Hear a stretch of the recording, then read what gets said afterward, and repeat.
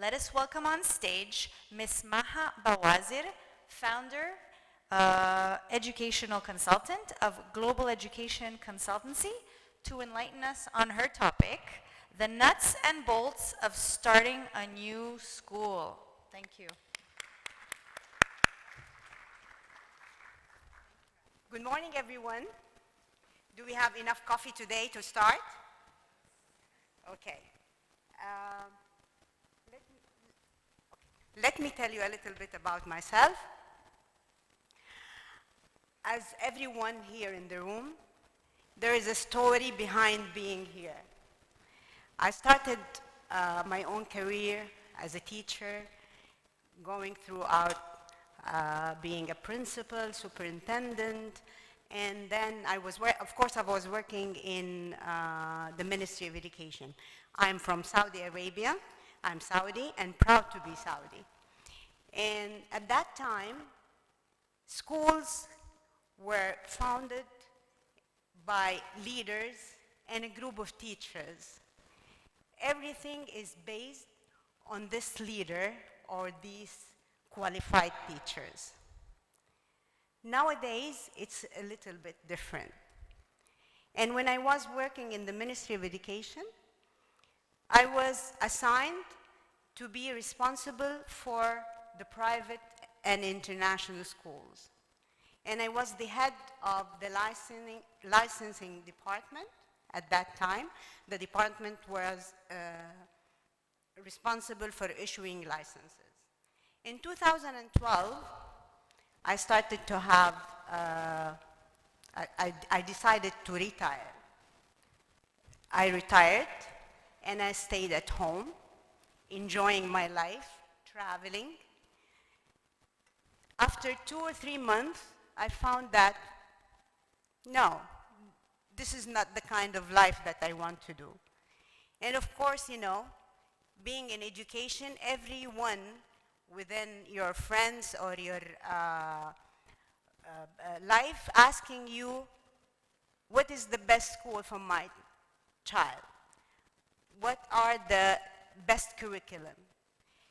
And then I said, okay, let's do something helping investors how to start up their schools. And from this idea, I started my own small office as a consultancy. I do school startup. As I told you before, and you know, all of you, that the schools at that time, it's not that process. They don't have a process, and they open the schools based on people. Now the schools are different. It is an environment. So let's start here. So many teachers or school administrators as well as entrepreneurs wanted to be part of the educational field and do some contribution, maybe because they want to do something better for students, or maybe because they see schools are something very profitable. For these reasons, among many other reasons, of course, teachers and entrepreneurs decide to by their passion, to, I'm sorry, okay, to start their own private school. As you can see, these are the steps to open a school. Starting your new school must involve any less than these 9 steps. Following these steps, it's about vision, site facility planning, strategic plan, and marketing promotion, business plan, licensing, okay, now life is better, licensing and regulatory standards, recruitment, curriculum, and launching.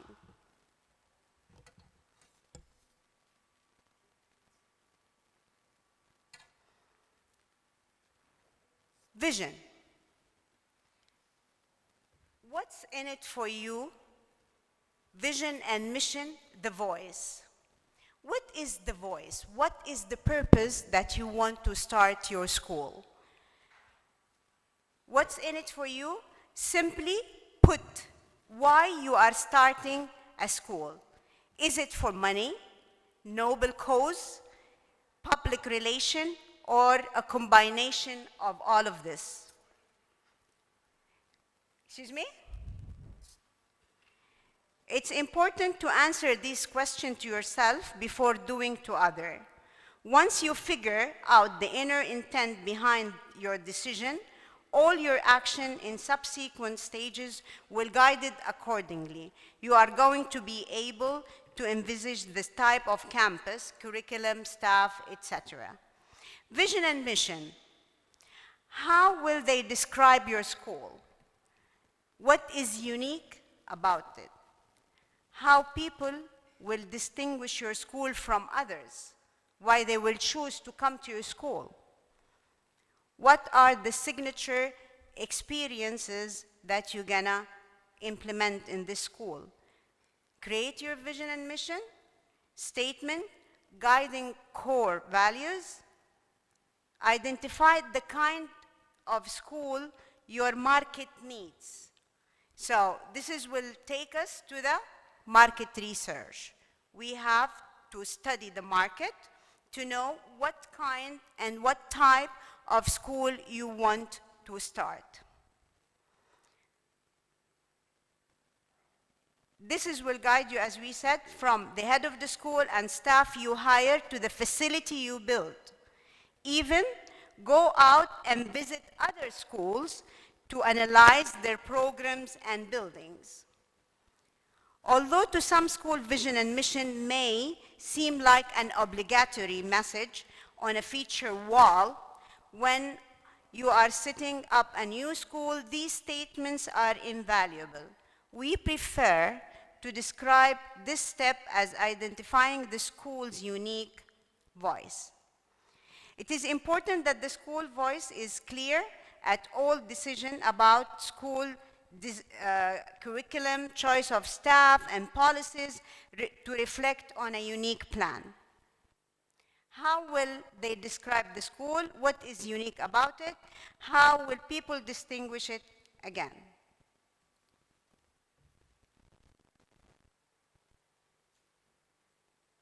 Business plan. You have to create a feasibility study. Profit versus non-profit, self-manage, or you're going to have a franchise, a management company, an international management company. It's not, okay.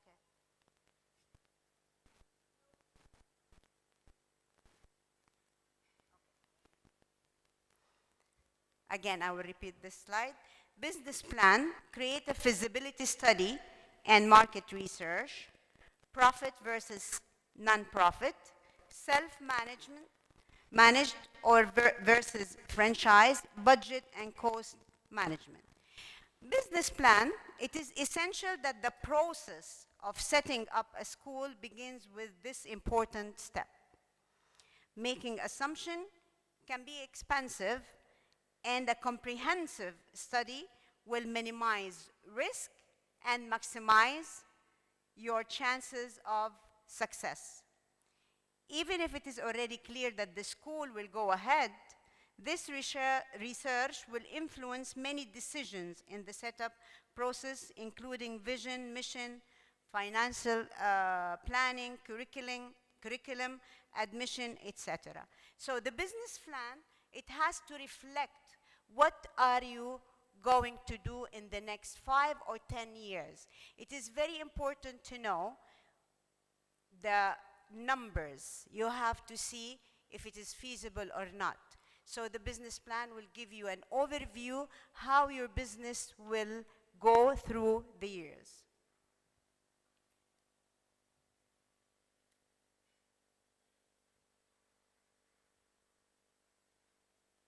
Licensing and regulatory standards. Local license and permits, international curriculum, and school accreditation. It's very important that you have to comply with the laws of the country that you are opening the school. What kind of campus you're going to choose, what are the spaces, what are the curriculum that you're going to run. You have to have approval for the curriculum, either it is a national or international curriculum. And of course, the last thing is the school accreditation. You have to be accredited by a local or international accreditor commission.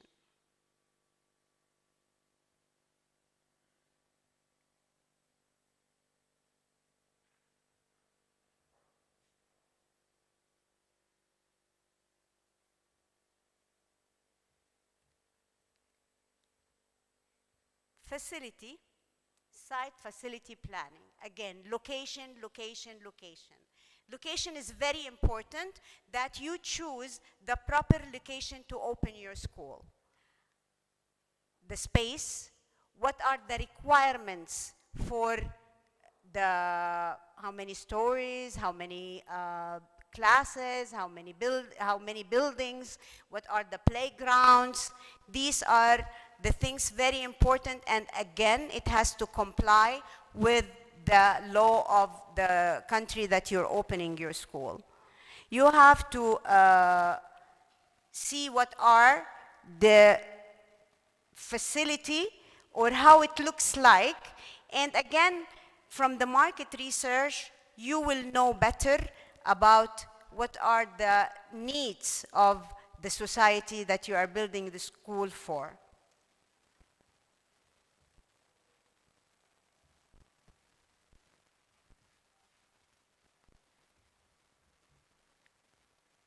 Strategic plan outlines the operation flow necessary to achieve short-term as well as long-term goals.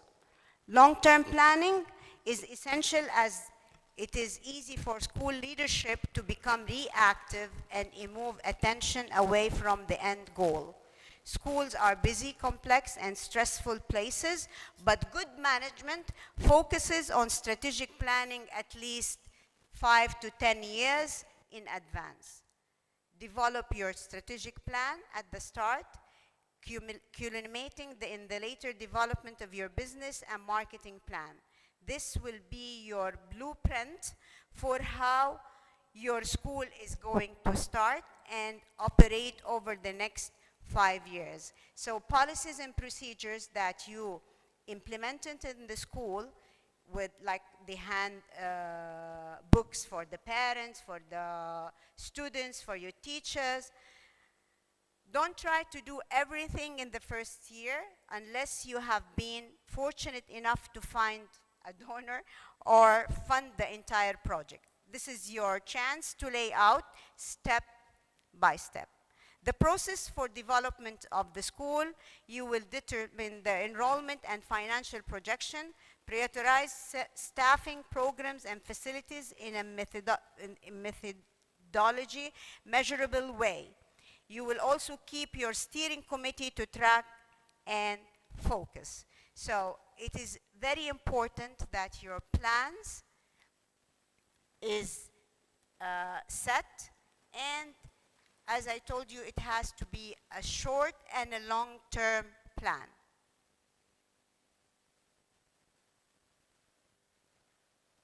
Recruitment, and I think recruitment is very essential in this stage, that you have to plan, especially if you are opening the school, the first time to open a school, you have to start recruitment as early as you plan for the school. Don't wait until you finish the building and then start recruitment. Of course, recruitment, it's another thing. If we stay here the whole day, we will talk a lot about it, but we'll just give you a hint that get your job description manual ready, hire early, hire well. It all starts with the leadership. Hire excellent administration and teachers. Don't forget about support staff. Support staff is very important. When we say support staff, we mean like the counselors, the HR, the people who is the back office of the school. Develop a professional development plan. Of course, when you hire the teacher, you hire the most qualified teacher, but after a while, you have to keep them up to date through professional development, and you have to train them and see what are the needs through their evaluation and through the class observation, what kind of training they need to improve their work. Ratios of staff to student, as well as your support and administration staff. It is very important to know how many teachers you need. Of course, if you have a size of class of like 20 students, especially in the early learning, you need to have more than one teacher as a teacher or assistant, or 2 teachers for this stage of classes. Curriculum, again, curriculum, it's a very wide stage that we have to prepare for. Create a curriculum guide, align teaching and learning to the vision, secure resources like textbooks, labs, technology. Of course, nowadays, STEM schools are very well known. The 21st century skills, standards, the assessment, evaluate the curriculum regularly. You have to evaluate your curriculum through what? Can you help me in this? Again?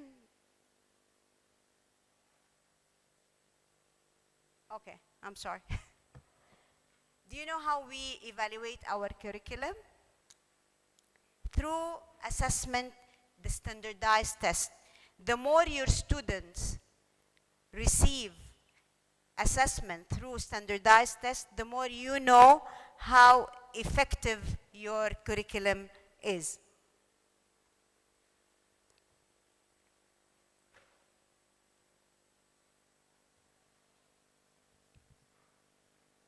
The 8th step is marketing and promotion. Marketing now is very important and very easy. Through the social media, you have to create a plan.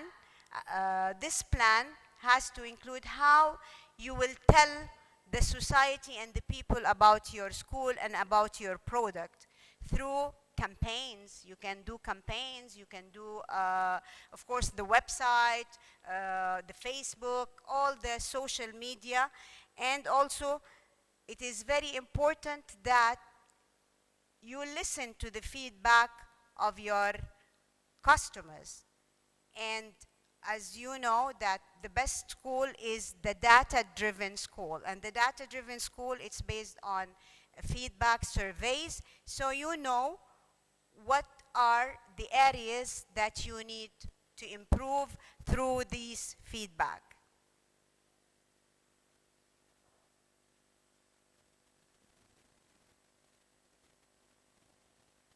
The last step is launching the school. After you finish all these steps and you prepare for your school, you start to launch it. Either it is pre-launch activities that you start to do the campaigns, sending emails, messages. You have to tell the people, signs in the street. You have to tell the people that there are a school born, and this school is whatever you decided to have your mission message. Of course, you can invite influential people to launch the school, create welcoming environments, assign roles. Think of the unthinkable thing. Keep an eye open. You can go to companies, do some collaboration with big companies to have more students, to recruit more students. So these are the shortest steps for opening a school. Thank you so much. And I'm here if anybody wants to ask any question. Thank you.